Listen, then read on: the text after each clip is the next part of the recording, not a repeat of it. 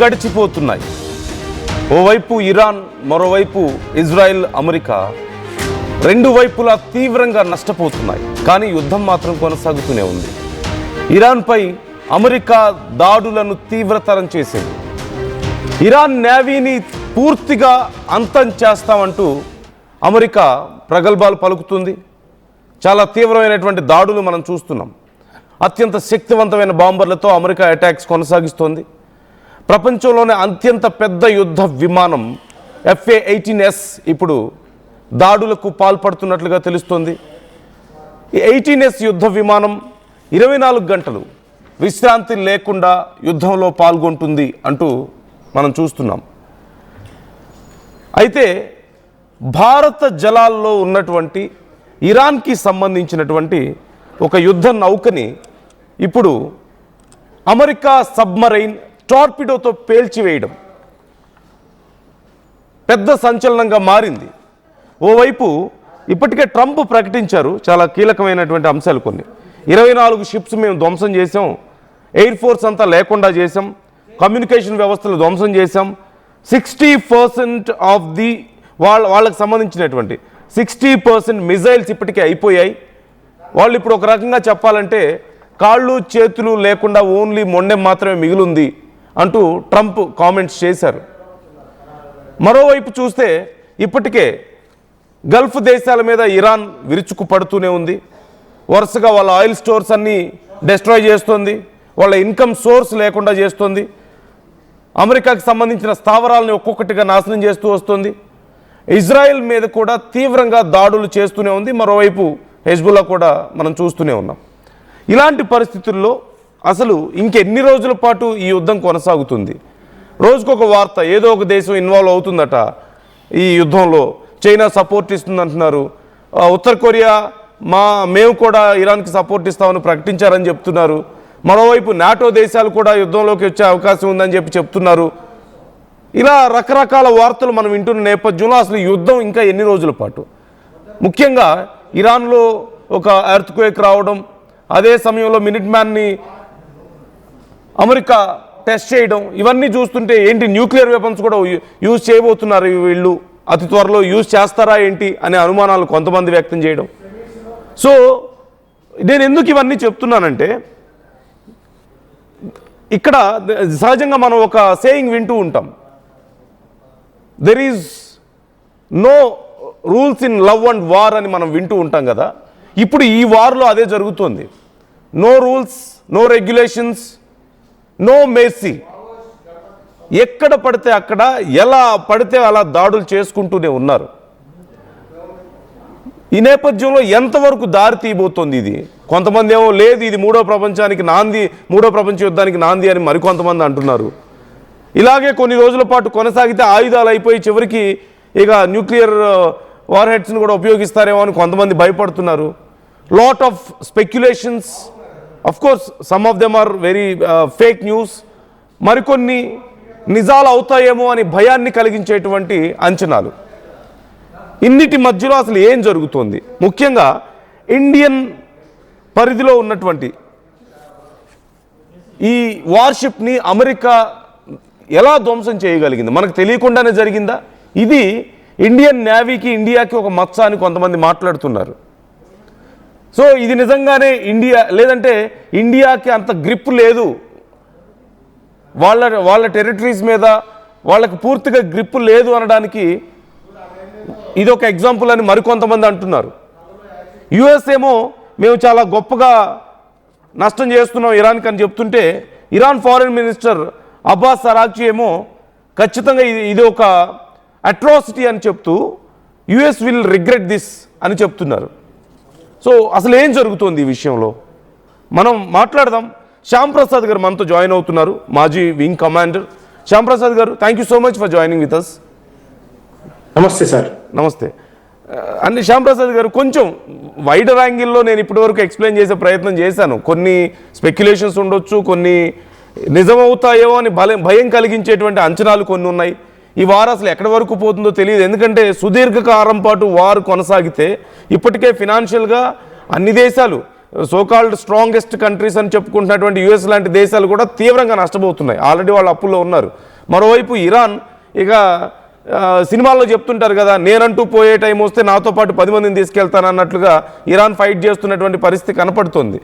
So ఒక పరిధి దాటిపోతుందా war అనేది ఒక డౌట్. అయితే ముందుగా అసలు మన ఇండియన్ వాటర్స్లో ఉన్నటువంటి ఈ షిప్ని అమెరికా ఎలా కొట్టగలిగింది? వాళ్ళ సబ్మైరైన్ వచ్చి టార్పిడోస్తో యుద్ధం చేయడం కానీ టార్పిడోస్ ప్రయోగించడం అనేది ఈ మధ్య కాలంలో మనం ఎప్పుడు వినలేదు. నాకు తెలిసి నేనైతే వినలేదు. So how do you see this situation? ఇది నిజంగా ఇండియాకి ఒక మచ్చ అవుతుందంటారా? అస్సలు కాదు సార్. ముందుగా ప్రేక్షకులకి నమస్కారం. ఇది చాలా దాన్ని ఏమంటారు కదా, వక్ర భాష్యం చెప్తున్నారంట మన సమాజంలో ఉన్న కొంతమంది. మీరు చాలా లెంగ్తీగా చాలా స్పష్టంగా అందరికీ ఎక్స్ప్లెయిన్ చేశారు విషయాన్ని.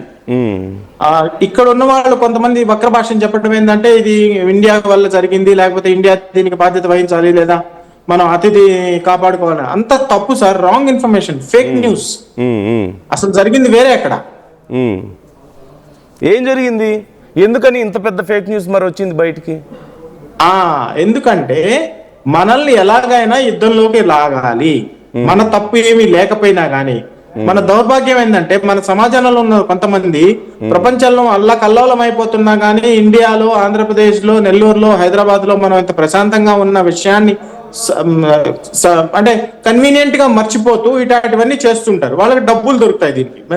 దీన్ని ఏమంటారంటే ఫేక్ న్యూస్ పెడ్లర్స్ అంటాం కదా, డర్టీ ట్రిక్స్. అసలు జరిగింది ఏంటి? 11 గంటల 40 నిమిషాల పాటు ఆ నౌక అంతర్జాతీయ జలాలలో, భారత జలాలను దాటి Indian waters, international waters, Sri Lankan waters, వీళ్ళందరికీ దాటిన ఇంటర్నేషనల్ వాటర్స్ లో ఉంది అది. ఇప్పుడు మనం అతిపెద్ద నౌకాదళం ఇండియన్ ఓషన్ లో మనం కాపాడతాం. మొన్న ఈ మధ్య మా యువరాణి గారు చిక్కుకుపోతే మనం కాపాడాం. 11 గంటల పాటు శ్రీలంక మన ఇండియా నుంచి బయలుదేరి 5 రోజులు అయింది అది వెళ్ళి. ఆ తర్వాత శ్రీలంకకి వెళ్ళలేదు, ఇరాన్ కి వెళ్ళలేదు.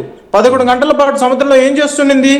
అమెరికాకు తెలీదా? శాటిలైట్స్ కి మనకు తెలీదా? ఈ శ్రీలంకకి తెలీదా? శ్రీలంక ఎందుకు రానిలేదు? It was closer to Sri Lanka. అంటే దే ఆర్ బీయింగ్ ఆర్మ్డ్.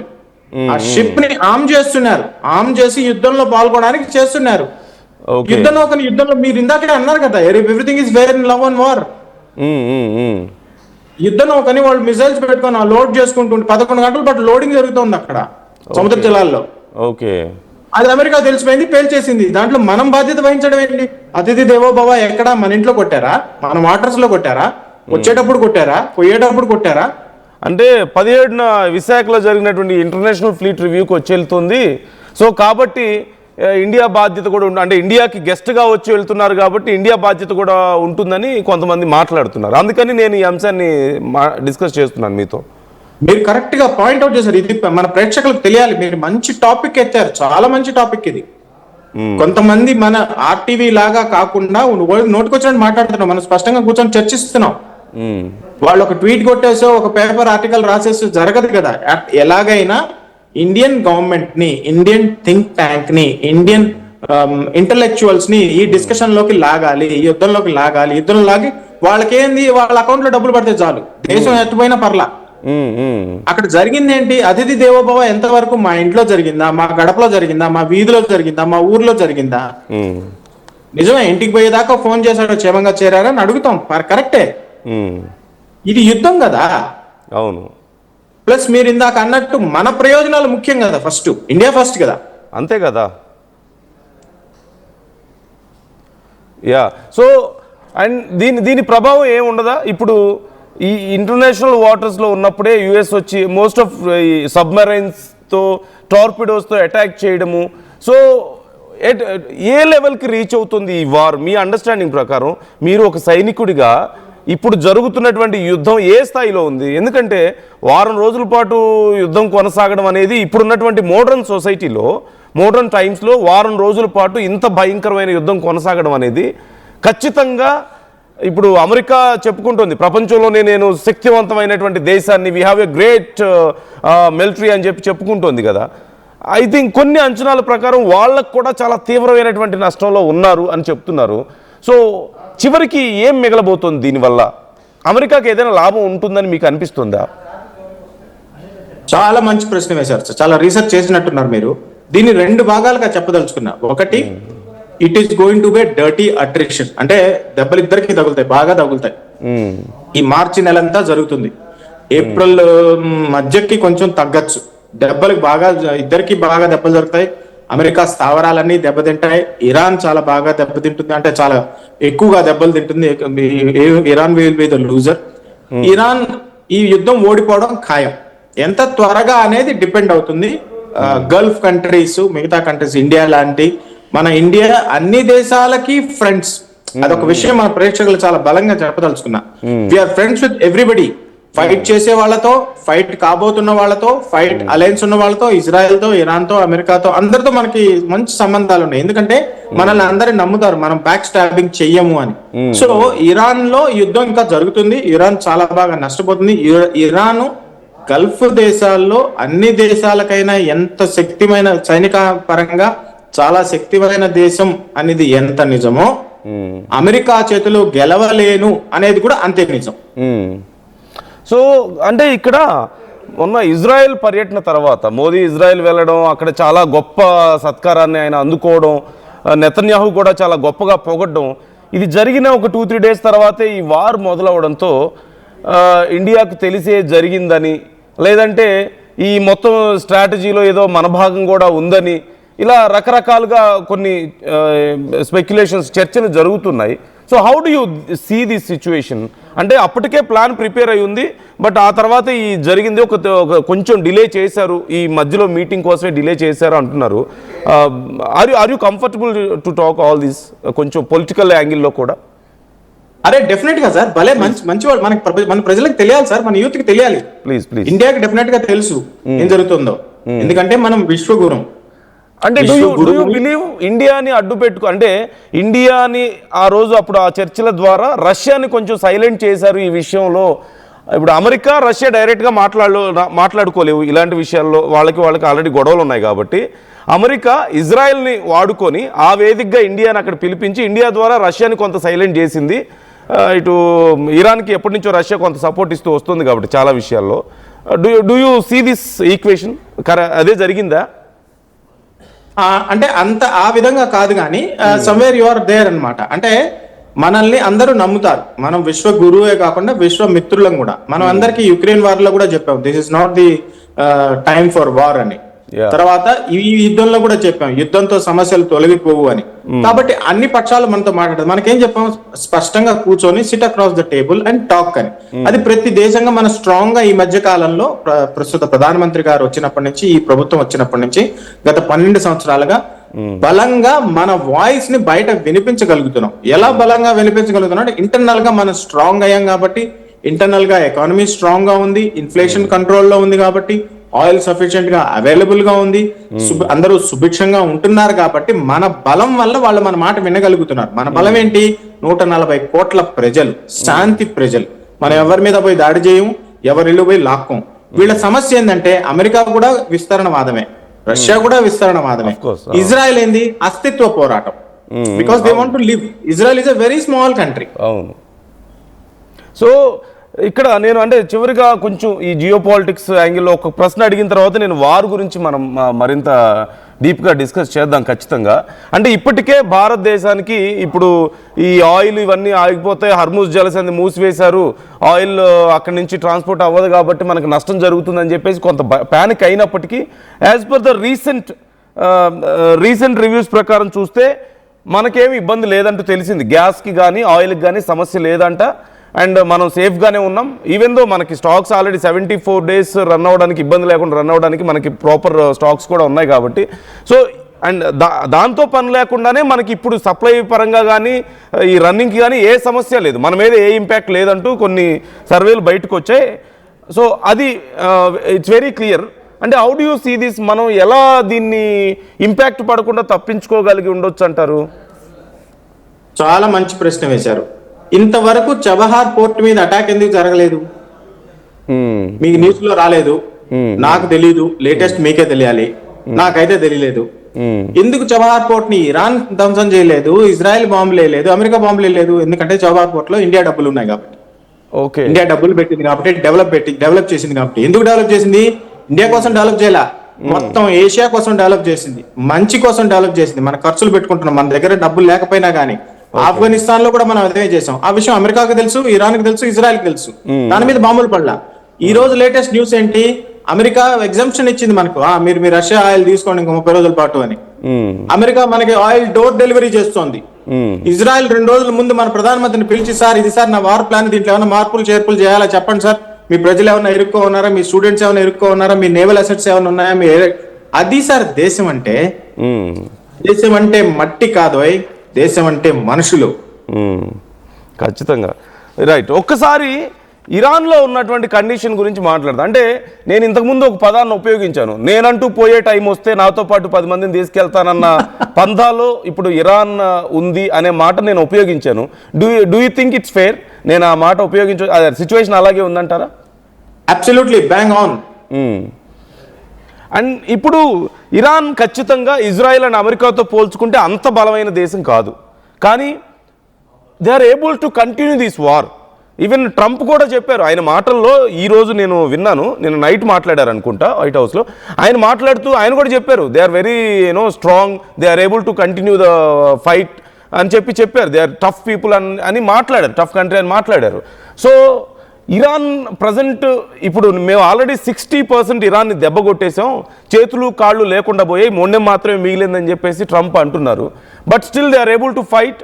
ఈ వార్ ఇంకెన్ని రోజులు కొనసాగుతుందంటే మేబీ కొన్ని 2 వారాలు 3 వారాల పాటు కూడా ఇలాగే కొనసాగే అవకాశం ఉంది అంటున్నారు కదా. సో ఇప్పుడు ఇరాన్ కండిషన్ ఎలా ఉంది, అండ్ నిజంగా ఇలాగే కొనసాగే పరిస్థితి ఉందా? ఇలాగే కొనసాగుతుంది sir. Iran was a great country, America is a great country now. The problem ఏంటంటే ఇరాన్ లో జరిగిన సమస్యను సృష్టించిందే అమెరికా. 1953 నుంచి మీరు చరిత్ర చూస్తే 1979లో ఏం జరిగింది మనకంతా తెలుసు. వాళ్ళు క్రియేట్ చేసిన దరిద్రాన్ని, వాళ్ళు క్రియేట్ చేసిన దాన్ని ఏమంటారు అస్థిరత్వాన్ని వల్లే ఇవన్నీ జరుగుతున్నాయి. వాళ్ళు క్రియేట్ చేసిన అస్థిరత్వం వల్ల, వాళ్ళు చేసిన జియో పొలిటికల్ గేమ్స్ వల్ల, గ్లోబల్ విస్తరణ వాదం వల్ల అక్కడ వాళ్ళ ప్రభుత్వాన్ని కూల్చేయడం, తర్వాత షా రాజును తీసుకురావడం, షా రాజును కూల్చేయడం, తర్వాత మతతత్వ శక్తులను కూర్చోబెట్టడం. మతతత్వ శక్తులు అంటే ఏంది? ఇస్లాం మతతత్వవాదులు ఏంది? దానివల్ల ప్రపంచానికి నష్టం. సరే, అక్కడ ప్రజలు నష్టపోతున్నారు, షియా సున్నీలు కుట్టుకు చచ్చిపోతున్నారు, ప్రజలకు దొరకటం లేదు సామాన్లు. ఈ రోజు రేట్ ఏంది? వాళ్ళ కరెన్సీ రియాల్ అంటారు. ఈ రోజు రేట్ ఏంది? $1 million+ $1 రియాల్ అట. ఏం చేయాలి అక్కడ ప్రజలు? ఏం తినాలి, ఏం కొనుక్కోవాలి? రొట్టెలు దొరకవు, బ్రెడ్లు దొరకవు. సో వాళ్ళు డెఫినెట్ గా వాళ్ళు ప్రభుత్వం మీద తిరుగుబాటు చేస్తారు, సంబరాలు చేసుకుంటారు. ఇరాన్ చాలా శక్తివంతమైన దేశం. ఆ గల్ఫ్ దేశాల్లో ఎన్నో ఏళ్లుగా వాళ్ళు 53 నుంచి 53లో 79లో వాళ్ళు అమెరికాని రానివ్వలేదు. వాళ్ళ చమురు గనులు వాళ్ళకి హ్యాండ్ ఓవర్ చేయలేదు. వీళ్ళు మొత్తం గల్ఫ్ కంట్రీస్ అన్ని అమెరికా ఏడిపిస్తూ వచ్చింది. మొన్న వెనిజువాలాలో జరిగిందే వాళ్ళు 1953లో ఇరాన్ లో చేశారు. వాళ్ళు అప్పటి నుంచి సిద్ధం అవుతున్నారు, ఏదో ఒక రోజు వస్తుంది, ఆ రోజు కాను మనం సిద్ధంగా ఉండాలి అని చెప్పి మీరు చెప్పారు చూడండి. నేను పోతూ నాతో పాటు అందరినీ తీసుకెళ్తారు. సో వాళ్ళు సిద్ధంగా ఉన్నారు. ఎంత సిద్ధంగా ఉన్నారు అంటే ఆ చుట్టుపక్కల దేశాలందరినీ ఇన్వాల్వ్ చేసుకుంటున్నారు. లెబనాన్ కానీ, ఒమాన్ కానీ, ఖతార్ కానీ, సౌదీ అరేబియా కానీ, యుఏఈ కానీ, దుబాయ్ మీద అటాక్ చేయడం వల్ల వాళ్ళకి ఏం ప్రయోజనం? భయభ్రాంతులను చేయాలి, అమెరికన్ కంపెనీస్ ని అక్కడి నుంచి పారదోలాలి, బ్రిటన్ కంపెనీస్ అక్కడి నుంచి పారదోలాలి, అమెరికన్ బేసెస్ ని అక్కడి నుంచి నాశనం చేయాలి. ఇజ్రాయెల్ కూడా చాలా దెబ్బలు తింటుంది. ఇజ్రాయెల్ చాలా చిన్న దేశం. ఇజ్రాయెల్ వరకు మిసైల్స్ పోలేకపోయినా కానీ ఇరాన్ ప్రయోగిస్తోంది. సో తను నష్టపోయినంత, ఎంత నష్టపోతే అంత వీళ్ళని కూడా నష్టపరుస్తుంది. దానిలో మన ఇండియాని మనం కాపాడుకుంటూ మన ప్రభుత్వం ఏం చేస్తుంది అంటే మన ప్రజలు క్షేమంగా ఉండాలి, మన ఆయిల్ సప్లైస్ ఆపకూడదు. మీరు చెప్పినట్టు 74 రోజుల్ని 94 రోజులు చేయాలనే ప్రయత్నంలో మనం ఉంటే, మన ప్రజల్ని, మన ప్రభుత్వాన్ని అర్థం చేసుకోకుండా, సపోర్ట్ చేయకుండా ఉంటే మనం ప్రశాంతంగా ఉండలేం కదా. ఈ రోజు ఇరాన్ లో అండర్ గ్రౌండ్స్ లో ఉంటున్నారు. వాళ్ళ దగ్గర ఉన్న 10 నగరాల్లో పెద్ద పెద్ద అండర్ గ్రౌండ్ టౌన్స్ ఉన్నాయి, సిటీస్ ఉన్నాయి. దాంట్లో అంతా వాళ్ళు మిసైల్స్, డ్రోన్స్ పెట్టుకో ఉన్నారు. ప్రజల్ని ఎవరు పట్టించుకుంటారు? 9 కోట్ల మంది ప్రజల్ని ఎవరు పట్టించుకోవాలి? సార్ మరొక, అంటే ఇది కొంచెం కాంట్రవర్షియల్ అంశమే, కొంచెం పరిధి దాటితే నేను అడిగే ప్రశ్న అంటే, మన దేశంలో ప్రపంచవ్యాప్తంగా షియా ముస్లిమ్స్ నుంచి వస్తున్నటువంటి మద్దతు మనం చూస్తున్నాం ఇరాన్కి, ఖమేనీ మృతి పట్ల. మన దేశంలో కూడా కాశ్మీర్ కానీ ఈవెన్ హైదరాబాద్ అంటే ఒక్క చోటని కాదు, ఈవెన్ గుంటూరు విజయవాడ దగ్గర నుంచి మొదలు పెడితే మన దేశంలో ప్రతి చోట ఇలాంటి నిరసనలు ఎక్కడైనా ఎవరైనా ఏదైనా విషయం గురించి వాళ్ళ అభిప్రాయాన్ని తెలియజేయడం తప్పు కాదు, సానుభూతిని తెలియజేయచ్చు, నిరసన తెలియజేయడం తప్పు కాదు. కాకపోతే ఇరాన్ నుంచి కొంతమంది కొన్ని వీడియోస్ మనం చూస్తున్నాం సోషల్ మీడియాలో, మేము ఇక్కడ పండగ చేసుకుంటుంటే మీరెందుకు బాబు ఏడుస్తున్నారని చెప్పేసి వాళ్ళు మాట్లాడుతున్నారు. How do you see this situation? మూర్ఖులు సార్, ఏమన్నా చెప్పండి. నేను దాన్ని రిలీజియన్ తో ముడిపెట్టను. ముస్లిమ్స్ చెడ్డవాళ్ళు, హిందువులు మంచి వాళ్ళు, హిందువులు చెడ్డవాళ్ళు, ముస్లిం చెడ్డవాళ్ళు నేను అంటలా. నేను ఒకటే అంటున్నా, మూర్ఖులు. ఆ ఇరాన్ ఖమేనీ గారు చనిపోయిన మతతత్వ గురువు, వాళ్ళ దేశాధినేత కాశ్మీర్ సమయంలో మనల్ని సమర్థించలా. ఢిల్లీలో గొడవలు జరిగితే మనల్ని సమర్థించలా. కాశ్మీర్ లో హమాస్ వచ్చి కూర్చుంటే వాళ్ళు మనకి ఇంటెలిజెన్స్ ఇవ్వాల. హమాస్ కి డబ్బులు ఇచ్చాడు ఆయన. టెర్రరిస్ట్ ఆర్గనైజేషన్స్ కి, మన దేశానికి వ్యతిరేకంగా పనిచేసే తీవ్రవాద టెర్రరిస్ట్ గ్రూప్స్ కి ఫండింగ్ చేస్తే మనకి ఫ్రెండ్ ఎలా అవుతాడండి? రెండు దేశాల మధ్య, ఇరాన్ మధ్య, ఇండియా మధ్య దౌత్య సంబంధాలు ఉన్నాయి. వాళ్ళ అంబాసిడర్ ఎక్కడ ఉంటాడు, మన అంబాసిడర్ అక్కడ పోతాడు, అది వేరే విషయం. బట్ యాజ్ ఎ కంట్రీ నీ పాలసీ ఏంటి? టెర్రరిస్టులు పెంచి పోషించడం. మన పాలసీ ఏంటి? వసుదైవ కుటుంబకం. So obviously there will be a clash కదా. ఇది మన ప్రజలకు అర్థం కావట్లే. మనం ప్రశాంతంగా ఉంటున్నాం అంటే, నిన్న బ్రహ్మాండమైన క్రికెట్ మ్యాచ్ చూసుకున్నాం. అన్ని వేల మంది ఒక స్టేడియంలో కూర్చొని ఆనందంగా ఎక్స్ప్రెస్ చేసుకుంటున్నాడు. అక్కడ మ్యాన్ ఆఫ్ ది మ్యాచ్ ఎవరండి? ఇండియన్ కాదా? ఇప్పుడు ఆయన కులాన్ని మతాన్ని చూసేదా నేను? బ్రహ్మాండమైన క్యాచ్లు పట్టినోడు ఎవడండి? మనం అక్కడ మతాన్ని చూడలేం కదా. మనం ఎంత సెలబ్రేట్ చేసి, వీఆర్ సెలబ్రేటింగ్ లైఫ్, అంతే కదా. We are celebrating society. వాళ్ళు celebrating one particular ideology, one particular మతం. వాళ్ళ ప్రజల్ని వాళ్ళు హింసిస్తున్నారు. దీని గురించి మనకు 2015 నుంచే తెలుసు. తీవ్రవాద సంస్థలు పోషిస్తున్నాయని మన ప్రధానమంత్రి గారు యునైటెడ్ నేషన్ లో కూడా చెప్పారు, అందరికీ చెప్పారు, ఇలా చెయ్యొద్దు, టెర్రరిజాన్ని బ్యాన్ చేయండి. మన దౌర్భాగ్యం ఏంటంటే యునైటెడ్ నేషన్ లో టెర్రరిస్ట్ అనే నిర్వచనం లేదు ఇంతవరకు. There is no definition of terrorist. మనం టెర్రరిస్ట్ అంటాం, వాళ్ళు ఆర్మ్డ్ సోల్జర్స్ అంటారు, లేకపోతే నాన్ స్టేట్ యాక్టర్స్ అంటారు. అదొక కర్మ సార్. అంటే కొంతమంది ఇరాన్ ఒక టెర్రరిస్ట్ దేశం, టెర్రరిస్ట్ ను పెంచి పోషించే దేశం. అందువల్ల ఇజ్రాయెల్, అమెరికా దాని మీద దాడి చేస్తున్నాయి. ఎందుకు దాడి చేస్తున్నాయి? వాళ్ళ ఆధిపత్యాన్ని నిలబెట్టుకోవడానికి, వాళ్ళ అస్తిత్వాన్ని కాపాడుకోవడానికి, వాళ్ళ కంపెనీస్ కాపాడుకోవడానికి. దాంట్లో మన తప్పే ఉంది. అంటే I'm not going to prolong this angle ఈ పర్టికులర్ టాపిక్ లో. కాకపోతే ఒక్క ప్రశ్న ఏంటంటే, కొంతమంది మాట్లాడుతూ, ఈ ప్రొటెస్ట్ చేసే వాళ్ళు కొంతమంది మాట్లాడుతూ, మమ్మల్ని పంపించేయండి ఇరాన్, మేము వెళ్ళి యుద్ధం చేస్తాం కావాలంటే కమ్యూనిటీ తరపున అని చెప్పి మాట్లాడుతున్న వాళ్ళు చాలా మంది ఉన్నారు. కొంత అవసరానికి మించిన అగ్రెషన్ చూపిస్తున్న వాళ్ళు ఉన్నారు. యాజ్ ఏ సోల్జర్గా నేను మిమ్మల్ని అడుగుతున్నాను, how do you see this? ఇలాంటి ఒక అగ్రెషన్ కానీ, ఈ కామెంట్స్ కానీ, ఇలాంటివి మీకు ఎలా అనిపిస్తుంది మన దేశం కోసం పోరాడిన వ్యక్తిగా? మీరు వాళ్ళు సార్, అదేదో సినిమాలో డైలాగ్ చూశాను, మీరు మా ప్రాపర్టీ సార్, కష్టపడి సంపాదించుకున్నాం, మిమ్మల్ని ఎట్ట పంపిస్తాం? భద్రంగా ప్రాణానికి పణంగా 2 దెబ్బలైన చెంపదెబ్బలైనేసి కాపాడుకుంటాం, ఇక్కడే ఉంచి కాపాడుకుంటాం. అది మహేష్ బాబు సినిమానో అల్లు అర్జున్ సినిమానో గుర్తు రావటంలా నాకు. కష్టపడి సాధించుకుని, ఐ థింక్ సన్ ఆఫ్ సూర్య, కష్టపడి సాధించుకున్నాం ఇండియా, ఐ థింక్. మీరు మూర్ఖులే, నిజమే. కానీ మీకు విషయం తెలియకపోవచ్చు. అన్ని విషయాలు అన్ని ప్రజలకు చెప్పరు కదా ప్రపంచంలో. షిప్ ని కూల్చేశారు అమెరికా. ఇరాన్ ఎవరెవరికి ఫండ్ చేస్తుంది, ఇరాన్ లో ఏమేమి జరుగుతున్నాయి, వాళ్ళు మనకి ఎప్పుడెప్పుడు సపోర్ట్ చేయలేదు.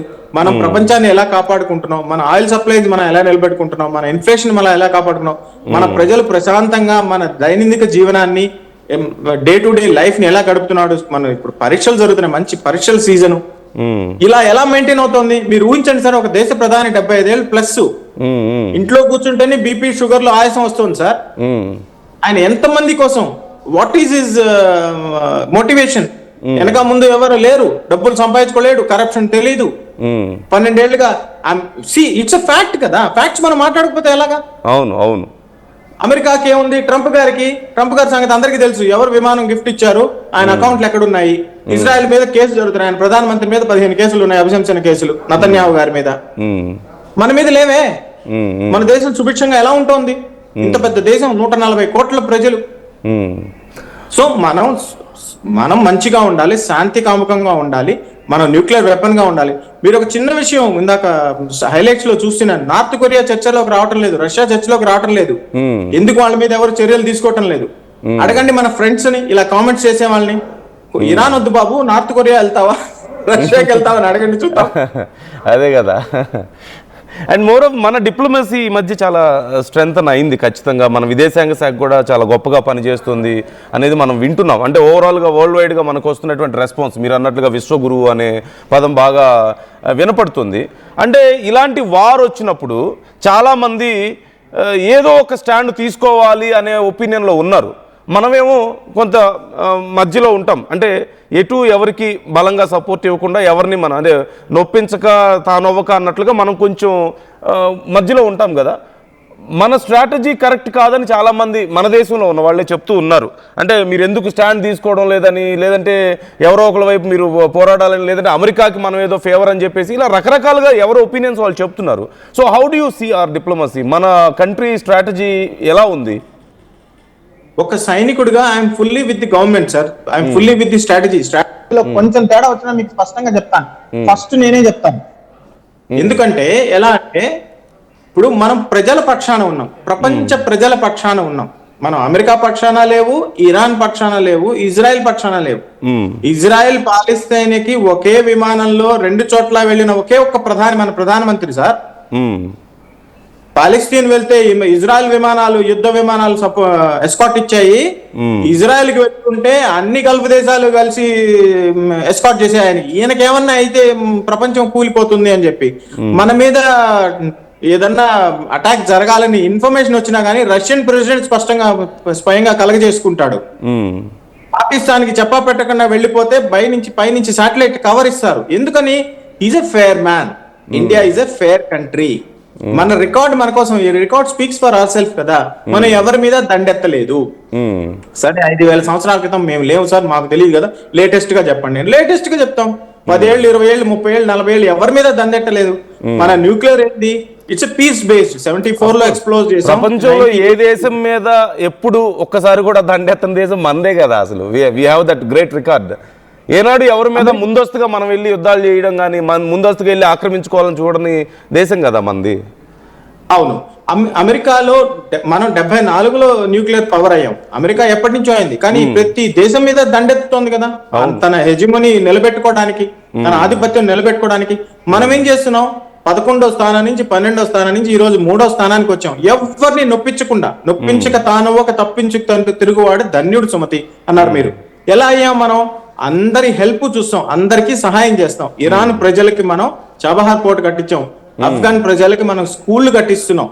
ఇజ్రాయెల్ లో మనం రీసెర్చ్ చేస్తున్నాం. ఇజ్రాయెల్ 20,000 మంది మన మీ ఛానల్లోనే చూసాను, 20,000 మంది ఇండియన్స్ పనిచేస్తున్నారు. శ్రీలంక మనం ఎక్కడ కూడా వాళ్ళ ఇంటర్నల్ అఫైర్స్ లో పోం, వాళ్ళ స్పైస్ గా మారం. మన ఇండియన్స్ మన పని చేసుకున్నామా వచ్చామా.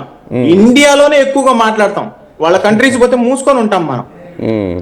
ఇక్కడ ఎందుకంటే అలా సిస్టమ్ పెట్టుకున్నాం కాబట్టి చర్చ జరగాలి, సంవాద్ జరగాలి, సంవాద్సే సమాధానం, అది మనం పాలసీగా పెట్టుకున్నాం. అంతకుముందు ప్రధానులకు ఏంది? పాకిస్తాన్ తో పోరాడే శక్తి సంపాదించడానికే వాళ్ళ టైం జరిగిపోయింది. ఇందిరాగాంధీ గారు పాకిస్తాన్ 2 ముక్కలు చేసేసారు.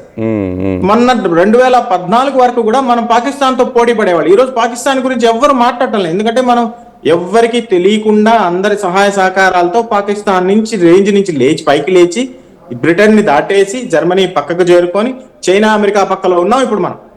ఆ విషయం వాళ్ళందరికీ తెలుసు. అందువల్ల కదా ఇప్పుడు నార్త్ కొరియా మీద ఎందుకు మనం మాట్లాడటం లేదు, రష్యా మీద ఎందుకు మాట్లాడటం లేదు?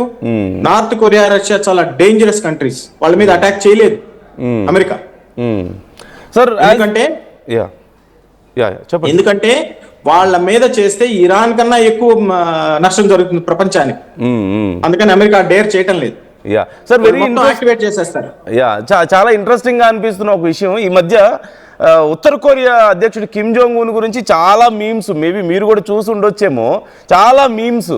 అంటే అతని గురించి నన్ను ఎవరు పిలవట్లేదు యుద్ధానికనో, లేదంటే ఇంత పీస్ నా వల్ల కావడం లేదు, అందరూ గొడవ పడుతున్నారనో. సరే, అవన్నీ మీమ్స్, జోక్సే అయినప్పటికీ కూడా గతంలో ఉత్తర కొరియాతో అమెరికా గిల్లి కజ్జాలు పెట్టుకున్నప్పటికీ ఇప్పుడు ఇరాన్ విషయంలో వ్యవహరించినట్లుగా కానీ, లేదంటే మొన్న మదురోని ఎత్తుకొచ్చినట్లుగా వాళ్ళ దేశంతో వ్యవహరించినట్లుగా కానీ, లేదంటే గ్రీన్లాండ్ విషయంలో వ్యవహరించినట్లుగా కానీ, రేపో మాపో క్యూబా విషయంలో కూడా నేను